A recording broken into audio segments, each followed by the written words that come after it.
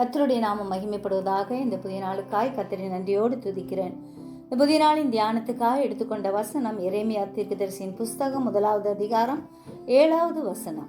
ஆனாலும் கர்த்தர், நான் சிறுபிள்ளை என்று நீ சொல்லாதே, நான் உன்னை அனுப்புகிற எல்லாரிடத்திலும் நீ போய் நான் உனக்கு கட்டளையிடுகிறவைகளை எல்லாம் நீ பேசுவாயாக. ஆம், தகுதியற்ற நம்மை தகுதியாக்குகிற கர்த்தர் நம்மோடே கூட இருந்து நம்மை தகுதிப்படுத்தி ஆசீர்வதிக்கிறார். தம்முடைய பிள்ளைகளை ஆசீர்வதிப்பதே கர்த்தருக்கு பிரியம். நம்மை காக்கும்படிக்கு எப்பொழுதும் நம்மோடே கூட இருக்கிறார்.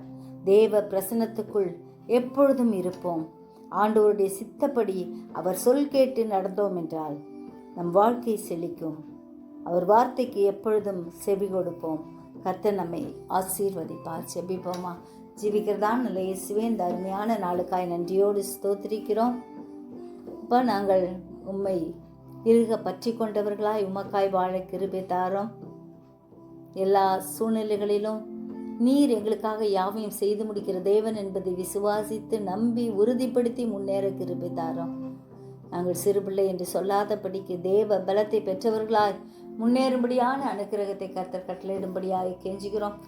உடைய பாதுகாப்பின் செட்டைக்குள்ளாய் எங்களை ஒப்பு கொடுக்கிறோம். எங்களை தகுதிப்படுத்துகிற ஆண்டவர் எங்களோடு கூட இருக்கிறபடியால் உமக்கு நன்றி செலுத்துகிறோம். அப்பா, இஸ்ரவேலை ஆசீர்வதிப்பதே கர்த்தருக்கு பிரியம் என்ற வசனத்தின்படி எங்களை ஆசீர்வதிப்பது உமக்கு பிரியமாக இருக்கிறபடியால் ஸ்தோத்திரிக்கிறோம்.